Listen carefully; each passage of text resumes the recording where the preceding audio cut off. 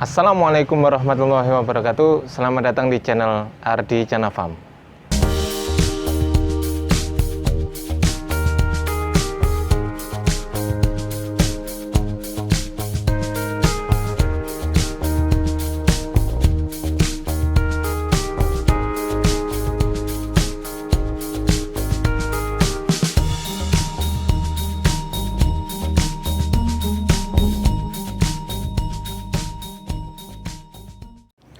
Assalamualaikum warahmatullahi wabarakatuh. Alhamdulillahirrabbilalamin. Semoga sahabat Al-Bumin semuanya diberikan kesehatan oleh Allah Subhanahu wa Ta'ala. Dan tak lupa juga sholawat serta salam semoga tercurahkan kepada baginda kita, Nabi kita Rasulullah Muhammad SAW. Amin. Bismillahirrahmanirrahim. Jadi pada pagi hari ini kebetulan tadi malam kan musim hujan. Jadi tadi malam tuh hujannya luar biasa lebat di sini ya. Alhamdulillah, karena sudah beberapa hari nggak hujan. Jadi di Mojokerto ini sudah hampir ya kurang lebih 2 mingguan nggak hujan. Tapi di tempat lain sudah hujan. Di desa sebelah hujan, di desa sebelah juga hujan. Hanya di sini yang barusan hujan tadi malam dan juga deras sekali ya. Banyak yang harus kita bahas di dalam dunia perikanan. Sebetulnya di sini kita kan kalau sudah berani main ikan, kita sebetulnya konsepnya adalah konsep kimiawi. Aspeknya masuk dalam kimiawi, biologi dan juga fisika. Jadi seperti itu ya. Jadi konsep fisika itu di dalam ikan, contoh pembuangan airnya itu juga yang jelas dari tempat tinggi ke tempat yang rendah, itu juga konsep fisika. Kemudian untuk konsep kimiawinya dalam perawatan air ini juga kita sebetulnya menggunakan konsep kimiawi. Salah satu contoh alat pH meter ini. Jadi alat pH meter ini kan juga konsep kimiawi juga. Kemudian untuk konsep biologis. Konsep biologis itu salah satunya ikan bisa besar itu karena makan. Kan gitu. Dan juga ada beberapa macam penyakit-penyakit ikan itu kan juga merupakan konsep biologis. Nah, yang akan dibahas di sini lebih utamanya itu adalah mengenai apakah air hujan itu berbahaya untuk ikan. Semua ikan ya, tapi di sini khususnya adalah untuk ikan gabus. Yang pertama, perlu diingat bahwasanya tidak semua daerah memiliki tingkat keasaman pada air hujan. Ya, tidak setiap daerah. Karena apa? Karena setiap daerah mempunyai bermacam-macam tingkat keasaman air hujannya. Jadi kalau di sini itu sekitar ya 7 lah. Sekitar 7,4 7,3 gitu. Ya, tidak terlalu asam ya. Karena ada yang banyak yang bilang air hujan itu bersifat basa, keliru Mas. Air hujan itu bersifat asam ya. Karena tergantung dari lokasinya juga, tergantung dari bergeraknya awan kemana, jadi turunnya di mana hujan itu nanti. Jadi polutan-polutan di sekitar itu juga bisa menambah keasaman dari air hujan itu. Salah satu contoh, kalau kita habis kemana gitu kan, naik sepeda motor, kemudian motornya nggak kita cuci dengan air bersih, jarak 2 minggu 3 hari pasti nanti berkarat, ya itulah asam. Jadi sifatnya memang korosif ya, sifatnya korosif. Itu kalau di besi. Nah kalau di ikan juga bahaya juga, itu bisa menjadi racun. Tetapi ada beberapa cara sebetulnya untuk menanggulangi hal itu. Kalau di tempat bapak ibu sekalian itu pH airnya itu sangat rendah sekali, ya, sangat rendah sekali. Dari air hujan itu ternyata pH-nya kok 5, sekian, itu rendah banget ya. Jadi jangan dibiarkan. Kalau sudah seperti itu memang perlu perlakuan khusus. Jadi bisa menggunakan kelocoran air. Kalau untuk ikan gabus di sini bisa menggunakan kelocoran air. Jadi debit masuk dan debit keluar itu saya samakan. Kemudian saya tidak menggunakan sistem gerojokan. Jadi selangnya saya masukkan, kemudian air keluar. Kita tunggu beberapa menit, paling tidak 70% air sudah terganti, pH-nya normal lagi. Ya, jadi seperti itu. Tetapi ada beberapa ikan yang memang kurang begitu berhasil beradaptasi di pH yang rendah. Jadi seperti ikan koi, itu saya tahu itu memang ikan koi itu memang agak sedikit memerlukan perlakuan khusus, dan juga DO-nya juga harus diukur kalau ikan koi itu ya. Tapi kalau ikan gabus dia memerlukan DO yang nggak seberapa tinggi ya. Jadi DO kurang lebih 4 mg per liter itu dia masih hidup, masih bisa bertahan. Bahkan pernah saya ukur itu 3, sekian lah, itu masih hidup dia. Itu toleransinya terhadap DO tinggi. Dan juga ikan gabus kan memang dibekali alat pernafasan bantuan ya. Jadi memang seperti itu.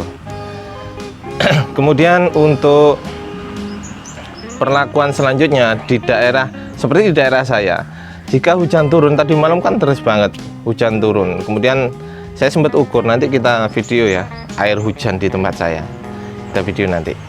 Jadi hujan sempat turun itu sangat deras sekali tadi malam, dan juga lama durasinya, lama sekali durasinya. Tetapi kalau untuk kolam indukan seperti ini saya hanya cukup ngecek aja sih. Saya cek berada di kisaran 7 masih aman, saya biarkan, tidak saya ganti. Jadi gitu. Yang bahaya itu ketika air hujan datang, yang bahaya itu adalah larva ikan gabus ya, yang baru menetas 3 hari, 4 hari, 5 hari, dan juga di bawah 1 minggu, ataupun yang belum menjadi ukuran bibit ya. Itu masih bahaya sekali, maka kita perlu kita tutupi, seperti itu. Kemudian penanganan khususnya biasanya kita pakai atap ya, atap di atasnya itu atap yang yang tembus pandang ya, yang tembus pandang itu bisa kita kasih itu, biar nanti hujan nggak kena tapi panas masih kena. Jadi seperti itu. Jadi untuk penanganan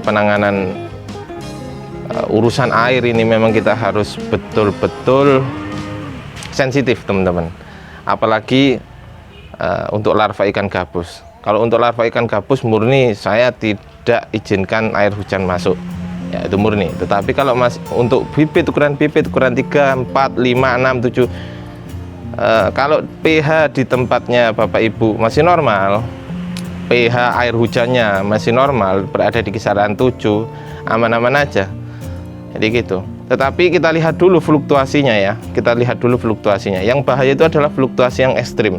Ketika pH di kolam Bapak Ibu itu berada di kisaran 8, sekian, kemudian ketika hujan turun jadi 6,8, itu yang bahaya. Fluktuasinya itu yang menyebabkan ikan gabus gagal adaptasi dan akhirnya mati ya. Ini kita bukan bicara larva tapi bibit yang imunitasnya masih belum seperti indukan, memang imunitasnya masih rendah. Jadi ketika hujan turun kemudian pH-nya ngedrop ya, itu memang memerlukan beberapa treatment. Jangan dibiarkan setelah hujan selesai langsung kelocor air, atau bisa menggunakan bahan-bahan kimia seperti asam fosfat, kemudian asam sulfat. Tetapi penggunaan kimia itu saya sarankan harus sesuai dengan dosis ya, harus sesuai dengan dosis, dan juga tidak boleh berlebihan itu penggunaan kimiawi.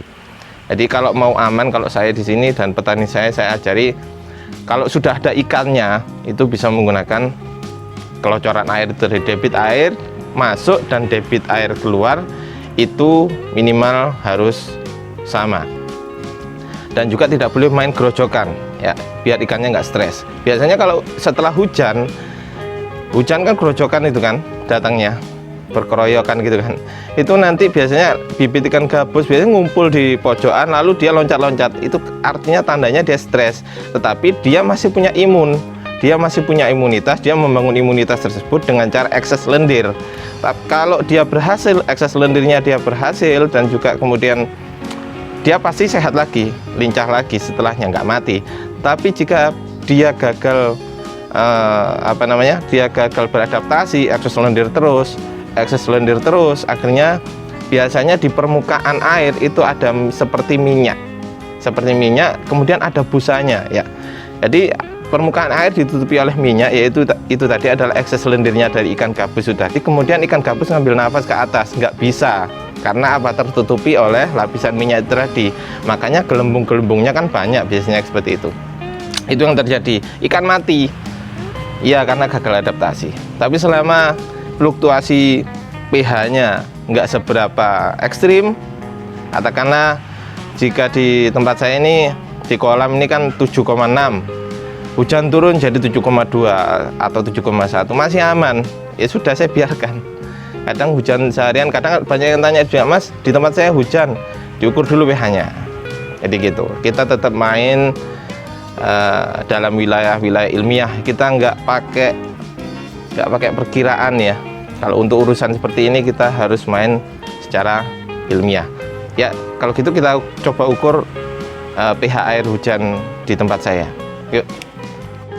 Ya sahabat album semuanya, ini adalah air tampungan hujan ya, dari atas.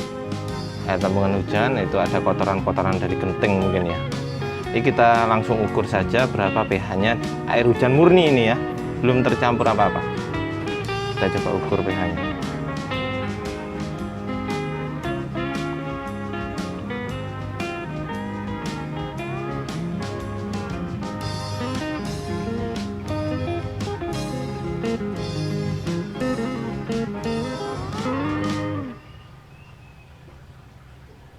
Ya, murni itu adalah 6,9 di sini ya. pH air hujan murni di sini pada saat ini mungkin bisa berubah suatu saat nanti, teman-teman. Jadi ini adalah 6,9. Oke, nah seperti itu tadi kan. Jadi air hujan murni di sini pH-nya sekitar 6,9-an seperti itu. Jadi itu yang murni ya. Kalau tercampur dengan air kolam sebelumnya mungkin masih di angka 7. Jadi sebetulnya kita nggak perlu terlalu khawatir ya dengan air hujan. Katanya nanti bisa menimbulkan ikan mati dan lain sebagainya. Ya memang bisa sih, tapi kalau kita cerdik dalam pengontrolan air, kita bisa memanage air kita. Jadi dengan pengetahuan kita, dengan kita sering membaca dari jurnal ataupun dari artikel-artikel yang valid yang bisa dipertanggungjawabkan. Jadi seperti itu, insya Allah kita memiliki pengetahuan. Jadi dari pengetahuan tersebut kita bisa praktikkan. Jadi bukan hanya katanya, tetapi ini adalah terbukti. Jadi seperti itu. Untuk pertemuan selanjutnya insya Allah saya akan buat video mengenai penyebab pH air yang bisa naik ataupun bisa turun. Itu penyebabnya apa saja, basa ataupun asam itu penyebabnya apa saja secara kimiawi. Insya Allah saya akan jelaskan di pertemuan selanjutnya. Kemudian untuk yang pertemuan ini barangkali ada pertanyaan, kritik dan saran, teman-teman semuanya bisa mengetik di kolom komentar dan juga bisa memberikan masukan kepada saya, kekurangan apa saja bisa, boleh, bebas ya. Barangkali saya ada salahnya tentang pengucapan kata saya atau penjelasan saya yang kurang tepat, boleh dikritik di kolom komentar. Seperti itu ya sahabat album semuanya. Semoga ini membantu dan juga bermanfaat bagi semua kita pembudidaya ikan, terutama ikan gabus. Oke, kurang lebihnya saya mohon maaf. Wabillahi taufiq wal hidayah. Wassalamualaikum warahmatullahi wabarakatuh. Salam albumi.